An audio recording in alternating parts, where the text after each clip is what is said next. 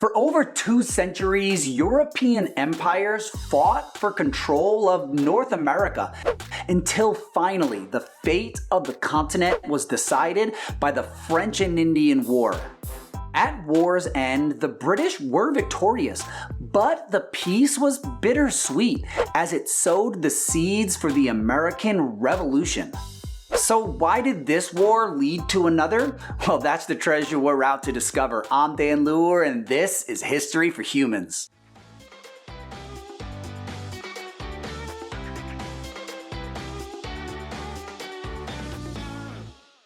And before we get going, I just want to remind teachers and homeschool parents that there are lesson plans and resources that go with this episode on my website, historyforhumans.com. And now, our exploration question for today's episode is, why did the French and Indian War end up leading to the American Revolutionary War? And with that as our focus, umbrellas out, because I got some history to rain upon you. The French and Indian War was what the British colonists in America called the 7 Years' War. And the fighting in North America that we're going to be focusing on in today's episode was just one theater of a global war that was also fought in the Caribbean, in Asia, Africa, and of course, in Europe. In North America, though, the British colonies along the eastern seaboard or East Coast were growing rapidly and expanding with over 1 million people by 1750. But there was only one way for them to expand, westward into land claimed by France. The French, on the other hand, controlled much of Canada, and they had key forts along the Mississippi River into Louisiana. And the Ohio River Valley became the contested soil between these two expanding empires. Caught in the middle of this and with their own competing interests and their own long-standing rivalries were numerous Indian tribes who had lived there for millennia. Several of these tribes were allied with the French, but the English had one major ally in the region that will be key in this war, and that was the Iroquois Confederacy. So in 1753, the Virginia governor sent a 21-year-old George Washington into the region to stake claims for Virginia and push back the French. With his small company and Iroquois allies that were led by the Half-King, he launched a surprise attack on a small group of French forces. Anticipating French reinforcements, they then quickly constructed Fort Necessity. And when the retaliatory strike came, Washington lost a third of his men, surrendered, and then returned to Virginia. Little did young Washington know that he issued the opening shots of what was to become a global war. The first 2 years of the conflict were disastrous for the British and the colonists fighting alongside them. The most humiliating defeat came when Major General Braddock, who was accompanied by Washington, led an assault to take the French Fort Duquesne. The outnumbered French devastated the British forces. It left Braddock dead and Washington and the survivors in retreat. During those 2 years, as French forces took over British forts, Indian tribes led raids on British settlements.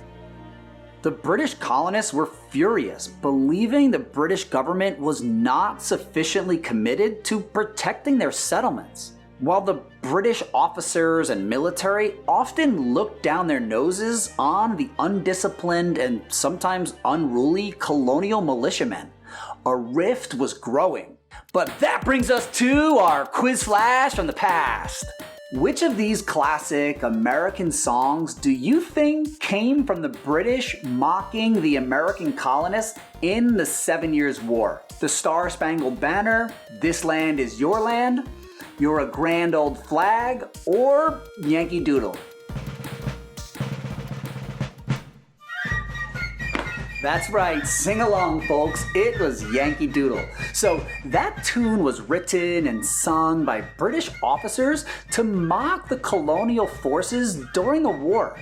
It ridiculed them for being crude, effeminate, and cowardly in battle. A Yankee Doodle was a poor hick who rode a pony, not a horse, and just by sticking a feather in his hat, believed he was on par with English royalty. A true macaroni. And of course the colonists resented this, but they later took ownership of the song and sang it with pride during the American Revolution. That's Yankee thrift. But the tide of the war turned when William Penn took over operations of the conflict. He was fully determined to drive out the French from North America. After finally taking Fort Duquesne and renaming it Fort Pitt, Pittsburgh, they marched on the French capital of Quebec. And then in 1759, on the Plains of Abraham, the British sealed the fate of the war by defeating the French in the Battle of Quebec. The final death blow came shortly after with the fall of Montreal. The Treaty of Paris that ended the war gave Britain control over all of French Canada and Spanish Florida, while the Louisiana Territory was ceded to Spain. The French were removed from North America for good. And without the French threat, the British colonists were now free to chart their own destiny. Or so they thought. In history, sometimes the peace treaty of one war is just the prelude to the next one. The Mexican-American War led to the American Civil War, World War I laid the foundations for World War II, and the French and Indian War led to the American Revolution. And that's for a few reasons. You know that massive territory Britain gained from the war? Well, that was still occupied by Indian tribes, many who were entirely hostile to the British. And an Ottawa chief, Pontiac, united many tribes and launched an assault to drive out the British from the lands west of the Appalachian Mountains. Pontiac's rebellion laid waste to several British forts and settlements. So in an effort to pacify the Indians, King George III signed the Proclamation of 1763. This proclamation prohibited the American colonists from settling west of the Appalachian Mountains in order to prevent another major and costly war. This, however, enraged the colonists, who felt that those lands were their birthright, lands that they had just shed their blood for. And this was just the start of many policies that seemed sensible to the Crown and to Parliament, but were entirely unacceptable to many colonists. The rift was growing. The war also left Britain with a massive debt. Victory cost a pretty penny. £170 million actually, doubling their national debt. The British thought it was only reasonable that the colonists should foot some of the bill, since they benefited greatly from the war. So taxes were placed on some essential items. But the colonists would rise in fierce protests and later outright rebellion over these taxes. And in our next episode, we'll see that what began as a rift quickly led to revolution.